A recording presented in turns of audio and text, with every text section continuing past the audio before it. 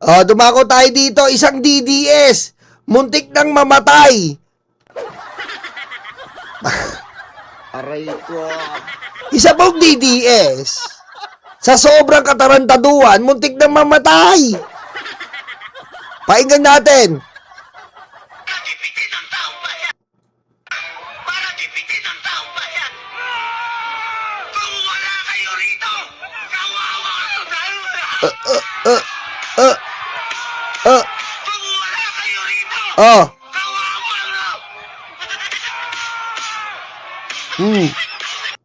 Tang ina ka, tapos ka ngayon, nalunok yung pustiso.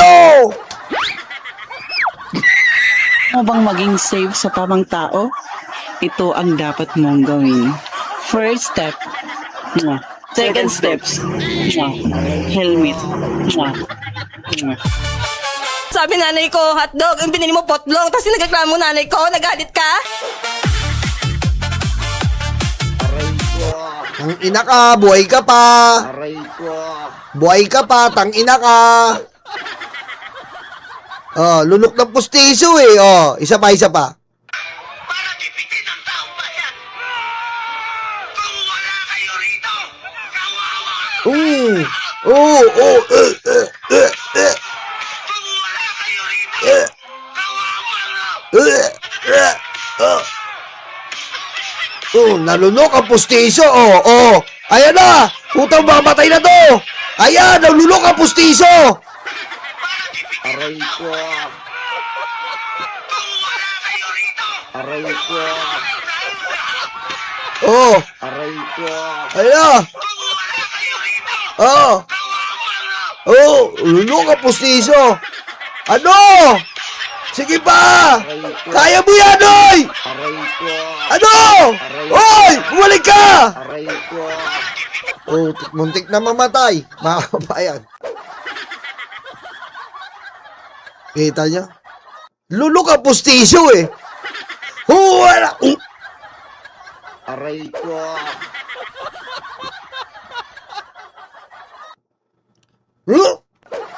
Aray ko. Ang ina ka. Ge! Aray ko. Ina mo. Ina ka, mura-mura ng Mighty Van. Hindi mo kinabit. Aray ko. Ina ka. Kung wala kang pera, may epoxy, tarantado. Ikinabit mo dapat, binabad mo sa... Ginanon mo, leche ka. Aray ko. Mamamatay ka pa! Aray ko. Naka. Hayop ka talaga. Karma ka agad eh. Wala kayo! Babae! Babase babase babae inayos niya pa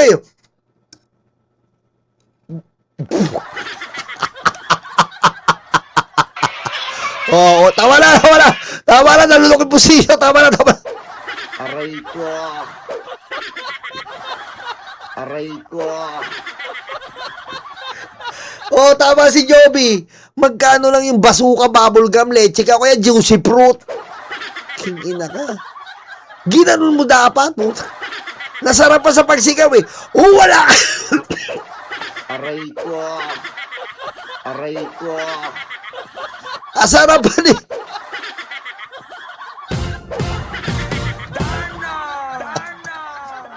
Ang sarap pa ng putik eh. Bumulwak yung pustiso. Pagano. Aray ko.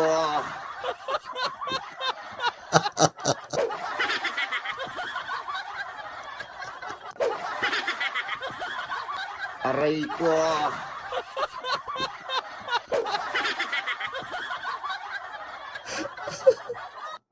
Ang sarap pa ng putik.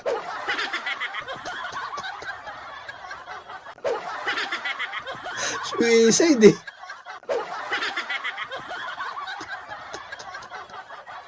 Babase. Babase ayan. Sinisentro niya pa eh. Alam mo yung ayan.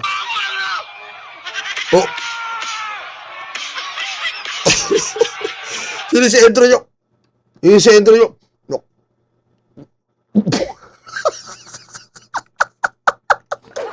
Aray ko.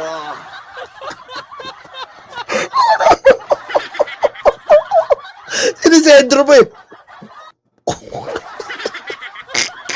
Aray ko. Oo.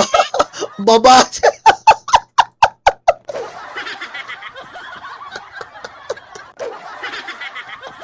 Baba. Aray ko.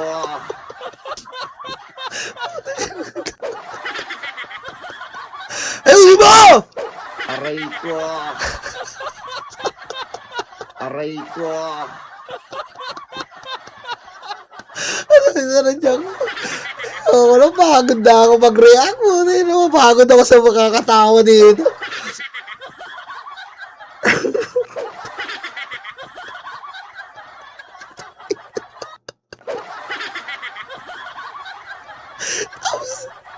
Hirap na mapatay ka, no?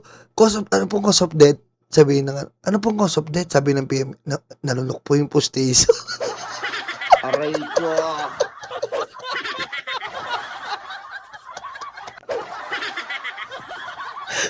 Tatakbo ng ambulansya. Oh, yung ambulansya! Ano po mangyari, sir? Paano ba sabihin to? Ambulansya!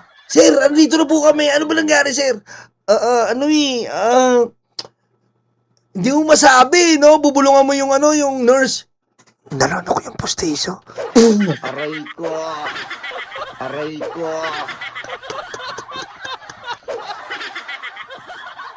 Aray ko. Aray ko. Diba? Sabihin nun, nalunok yung pustiso. Ha?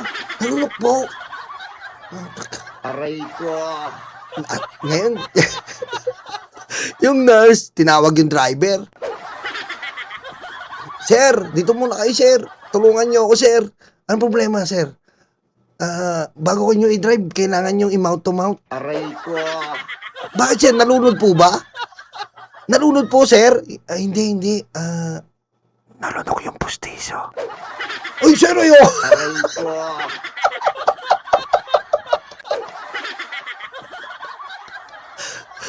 Sir, ayoko dyan, sir. Mamaya, sir, paghigop ko. Sir, ayoko dyan, sir. Mamaya, paghigop ko, sir, kung ano yung pustiso. Aray ko. Aray ko. Ikaw talaga.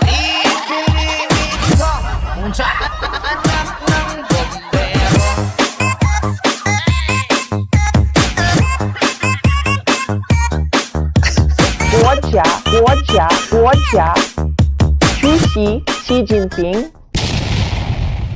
Okay, dito na po tayo. Kanino ba nagmamana? Eto na po mga kababayan, dito na po tayo sa moral lesson. Hindi po tayo nalalayo sa usapang ngipe. Aray ko. Aray ko. Ano ba to? Ano ba to? Ba't puro ngipin? Aray ko. Ngipin na naman! Puta. Ano ba to? Ba't puro ngipin? Aray ko. Opo, unahan ko na po kayo. Usapang ngipin po ulit. Aray ko.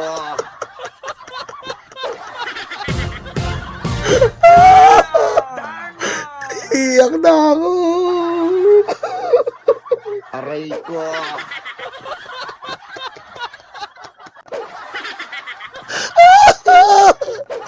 Kanino po ba nagbala? Tama na.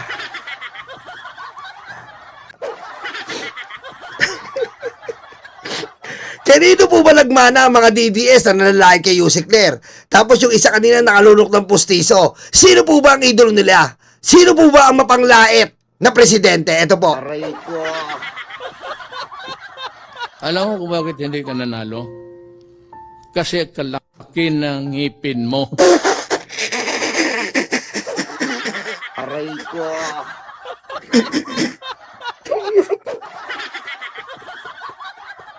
Aray ko. Init pa rin.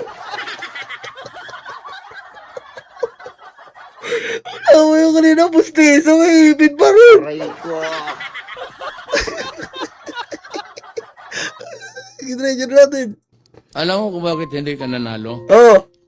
Kasi kalaki ng ngipin mo. Magsalita, kalahati ng panga mo lumalabas.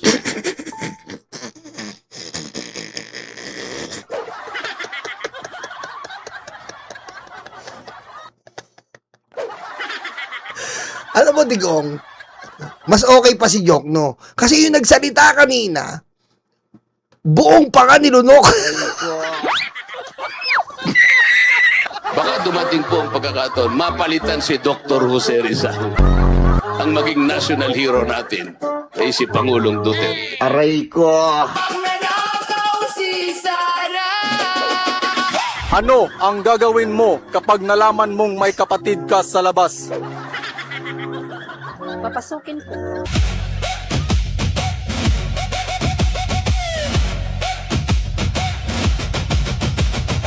Hoy, Sir Roger, mabait. Maraming salamat. Usapang ngipe.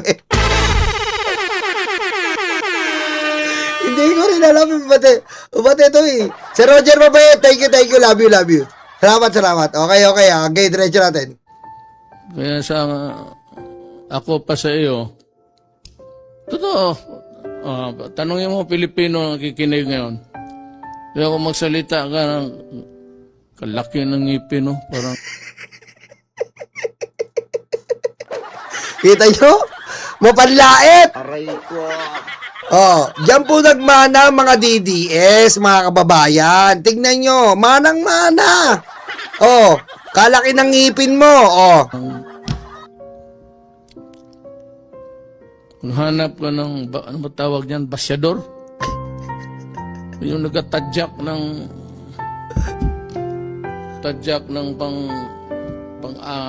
pang patalas ng mga barbero. Diyan ka pumunta, ilagay mo yung ngipin mo doon. ngipin. Ngipin na naman. Aray ko. Ayan po. Diyan po nagmana mga hayop na DDS luga. Kita nyo naman po kung paano sila. Kasi may pinagmanaan po kay Digong. Mapanglait, puro ad hominem. Ganyan na lang po na-absorb nila sa utak nila. Ngayon, pag inano mo po ng argumento, wala pong masabi, kundi puro mura, puro panlalait. Ayan. Kung laitin ng mga DDS ang senador, si Yusik Claire. Ayan.